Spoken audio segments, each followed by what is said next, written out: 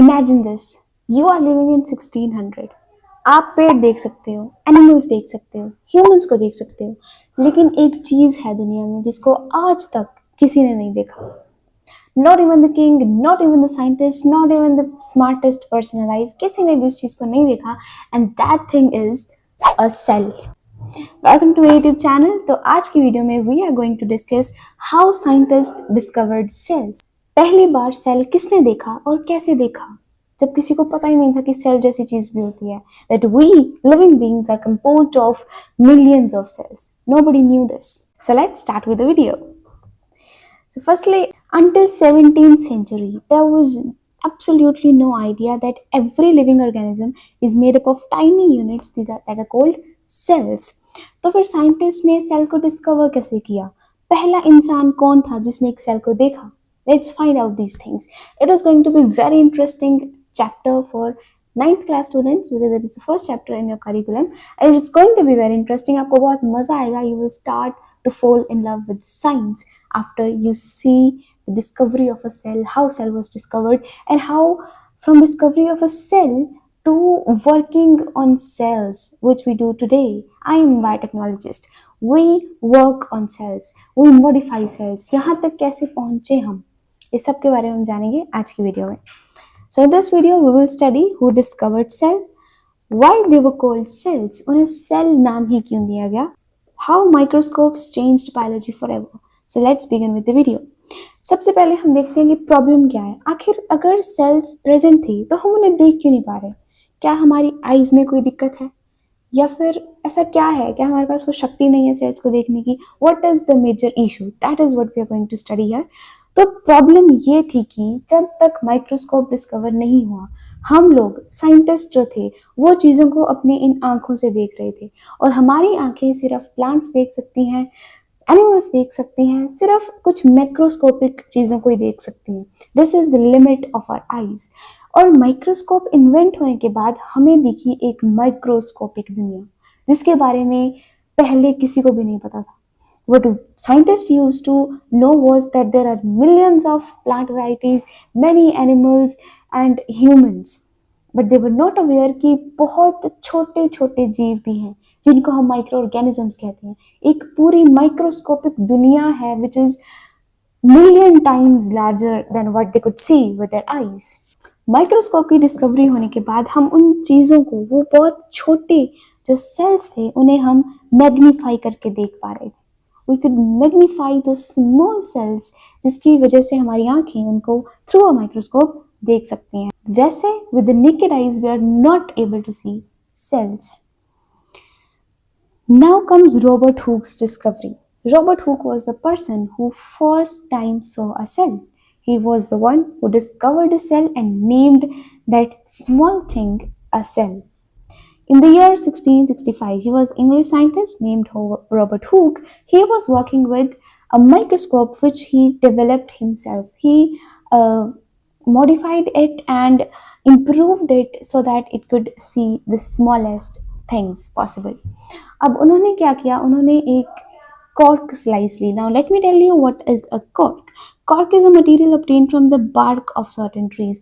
आपने देखी होंगे कुछ पुराने पेड़ होते हैं जो उनका जो तना होता है, we see trunk of the tree, उस पे कुछ woody structures होते हैं, brown colored, right? Dry woody structures, उसको बोलते हैं cork. उन्होंने एक बिल्कुल thin slice ली उस cork की and they observed it under their own microscope which they had improved himself. तो उन्होंने जब उसमें कोर्क को देखा तो what he observed was there were tiny compartments. Compartments समझते हैं आप?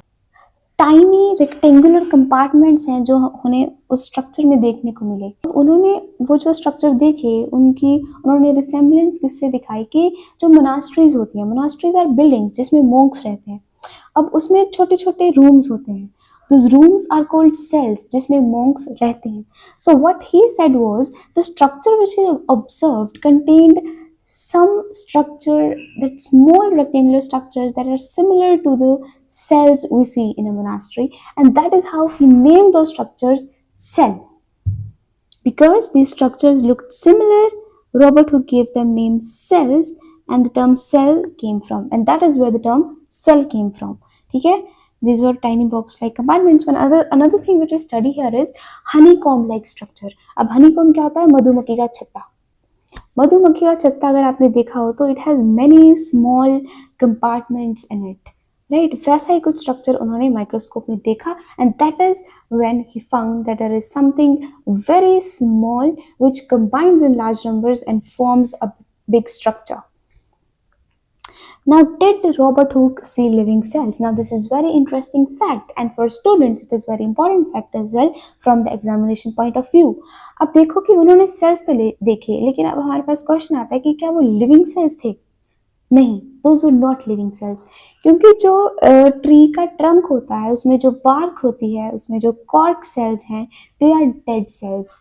They are just there to provide strength and structural support to the tree, but they are not living. There is no metabolism taking place in those cells. जो उन्होंने observe किया वो actually क्या था? That was actually the cell walls of dead plant cells in the cork. This is what he observed. अब उन्होंने cork cell लिया, microscope में देखा, and what he observed was these tiny structures. It was a complex which had tiny compartments. अगर आप इनको zoom in करें तो what he saw was just the cell walls. Inside the cell there was nothing which he could see. What he saw was the structure which was made by cell walls. ठीक है? So this is important thing that did he see living cells? No. What he observed were dead cells. He observed dead cells और उनकी भी क्या देखी उसने? Cell wall was the component which he observed, which formed this structure.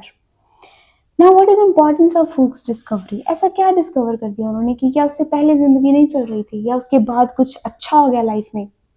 This is what we have to study here. देखो cellular level पे किसी को नॉलेज नहीं थी उस टाइम पे.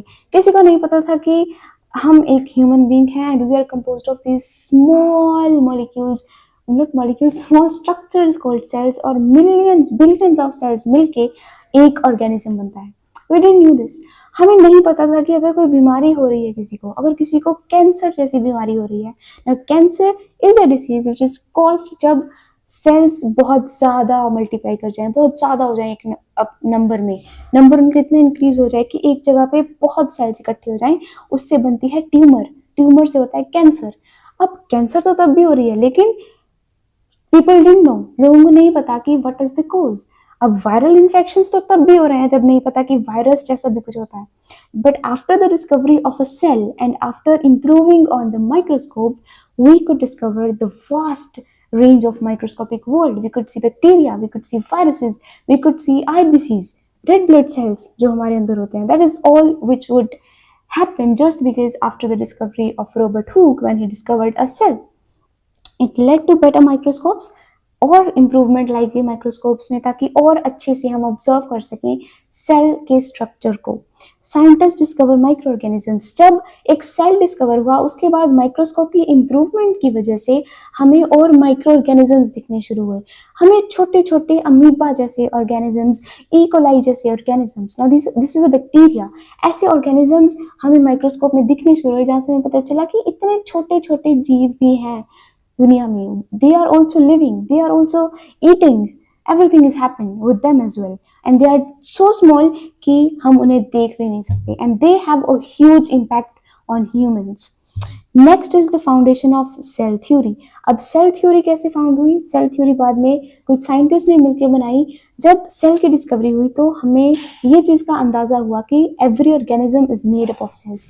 उसके बाद ये पता चला कि सेल डिवाइड होते हैं, सेल नंबर इंक्रीज करते रहते हैं, तभी तो कभी हम खत्म नहीं हो रहे. तभी तो ऐसा नहीं है कि हमारे सारे सेल्स खत्म हो जाएं और हमारा एक ऑर्गन खत्म हो जाए, ऐसा नहीं होता. बिकॉज सेल्स कीप डिवाइडिंग, उनका नंबर बढ़ता रहता है. अगर सेल्स मर रहे हैं तो नए सेल्स बन भी रहे हैं. ये सब स्टडी हो पाया after the discovery of cells और इस सब चीज़ों के बारे में हम डिटेल में पढ़ेंगे in the upcoming videos, not right now. अब आज के साइंटिस्ट की अगर हम बात करें तो आज हम cancer cells, blood cells, bacteria, virus, DNA, हर चीज़ के ऊपर काम कर रहे हैं. We are discovering the remedies to these diseases which were not known earlier, जबकि पता ही नहीं था कि कॉज क्या है इन डिसीजेस का. राइट. सो एक जर्नी जो कि एक छोटे से कॉर्क सेल से शुरू हुई, today we have reach at such a level कि हम डीएनए, आरएनए के लेवल पे जाके भी हम रिसर्च कर रहे हैं, हम मॉडिफिकेशंस कर रहे हैं और नए नए ऑर्गेनिजम्स बना रहे हैं, right. Now why can't we see cells? ऐसा क्या है कि हम सेल्स को देख ही नहीं सकते? रॉबर्ट हुक ने देख लिया, माइक्रोस्कोप में देख लिया, बट वैसे तब तक क्यों नहीं पता था सेल्स का? What is the main reason behind it? अब इसमें दिक्कत ये है कि सेल जो है ना वो बहुत छोटी चीज है और हमारी जो आईज है वो बहुत छोटी चीज को डिटेक्ट नहीं कर सकती। हमारी आईज की एक लिमिट होती है जहाँ तक वो देख सकते हैं। अगर हम दूरी की बात करें तो एक इंसान अगर हमारे नज़दीक खड़ा है तो हम उसे आसानी से देखेंगे, लेकिन जैसे जैसे वो दूर जाएगा it will become blur to us, हम उसे अच्छे से देख नहीं पाएंगे and at a point of time the person will become invisible to us, because हमारी आईज बहुत छोटी चीज़ों को नहीं देख सकती। ठीक है, हमारी आईज एक मैक्रोस्कोपिक लेवल पे चीज़ों को देख सकते हैं but not at the microscopic level. और अगर मैं आपको दिखाऊं then what is the size of the structure of a cell. अब हम रॉकेट देख रहे हैं, it's a tree, we can see humans, we can see birds, egg देख सकते हैं, हम फिश का एग भी देख सकते हैं। But when it comes to amoeba we can't see it, it is smaller than 1 millimeter, then 100 micrometer, it is much lesser, now it is very small. हम एक अमीबा को नहीं देख सकते, हम प्लांट और एनिमल सेल्स नहीं देख सकते जो उससे भी छोटे हैं। 10 माइक्रोमीटर से छोटा आ जाता है न्यूक्लियस, जो कि सेल के अंदर प्रेजेंट है। हम सेल ही नहीं देख सकते, how can we observe a nucleus, right. उसके बाद bacterias are very small. Nanometer, now nanometer is equal to 10 to the power -9 meters। We can't see इतना छोटा diameter. Okay, so viruses, ribosomes, proteins, lipids, we can't see these molecules. These molecules can be seen with high quality microscopes only. ठीक है? Let's come back to our topic that we were discussing. So that is why we cannot see cells with our eyes because they are too tiny. So we developed microscope. और microscope क्या करता है? microscope में ability है चीज़ों को magnify करने की. It magnify objects. एक compound microscope होता है, उसमें 4 levels होते हैं, 4x, 10x, 40x and 100x. Now x here means magnification. 4 times वो आपको चीज़ों को बड़ा करके दिखाएगा. If it is 100x, it will magnify things up to 100 times, and that is how we see cells in a microscope. इसीलिए हम microscope में सेल्स को इजीली देख पाते हैं बिकॉज वो उस छोटी चीज को बहुत मैग्नीफाई करके हमें दिखाता है। Now it is combination of lenses which is used in them that you don't have to study at this stage. So this is how a cell was discovered, and the great invention behind discovery of a cell was inventing a microscope which could see that tiny thing. Now let's move to quick revision. So the first one is who discovered cells? Robert Hooke. He was English scientist. In which year? 1665. What did he observe? He observed thin slice of cork and see that there were tiny compartment-like structures present in them, which he named the cells. Why did he call them cells? Now this is what I've told you कि जो monasteries होती थी उस time पे, उनमें जो monks रहते थे used to live in very small compartment-like rooms. Monasteries में rooms ही ऐसे होते थे, छोटे छोटे rooms होते थे, and that structure resembled the structure he saw under the microscope, और उन rooms को cell कहते थे. So that's why he named those structure as cells. What did he observe living cells? Now this question I leave for you. Comment down and tell me the answer कि जो उन्होंने cells देखे क्या वो living थे या फिर dead थे. I hope you will answer it very easily. So that's it for this video. But here I want to tell you one thing. As your दीदी, as your senior दीदी, I just want to tell you कि science को याद मत करना. Now this was a complete story. और आपके जैसे आप 9th class में ना, तो you are going to learn the things from the very beginning. What is a cell से start कर रहे हो आप? This is the most basic thing you study when you start studying the biology. तो आपके पास स्टोरीज आएंगी कि कैसे कैसे डिस्कवरी हुई, किसी चीज़ की डिस्कवरी हुई, फिर उसको अपग्रेड कैसे किया गया, अपस्केल कैसे किया गया, कैसे एक सेल की डिस्कवरी के बाद हमने ये पता किया कि हर ऑर्गेनिज्म सेल से बना है, फिर कैसे पता किया कि वो सेल्स डिवाइड करते हैं। This is what is cell theory. और ये चीज़ें जब आप एक सीक्वेंस में पढ़ोगे ना तो आपको खुद ब खुद याद हो जाएंगी, आपको इन्हें रटने की जरूरत नहीं है। You just have to understand them and know the story behind them. That is which will make science easier for you, और आपको बहुत मजा आएगा ऐसे पढ़ने में। I'm telling you, this is the time when you have to seriously start studying. 8th class तक आप ठीक है चैप्टर पढ़ रहे थे, कुछ क्वेश्चन याद कर रहे थे, लेकिन अब से शुरू करो चीज़ों को समझना, because 9th 10th में आपके जो इंटरेस्ट बनेंगे ना, that is what you will be pursuing in class 11th and 12th, right? In the next video, we will answer another very interesting question, which is कि अगर cells इतने छोटे हैं तो scientists ने इतने सारे cells discover कैसे कर लिए? That is what we will be studying in the next video. अगर आपको ये video helpful लगी, so please subscribe to the channel and tell me in comment section the answer to the question which I gave you. And that's it. I hope you liked the video. Thank you very much for watching. See you in the next video.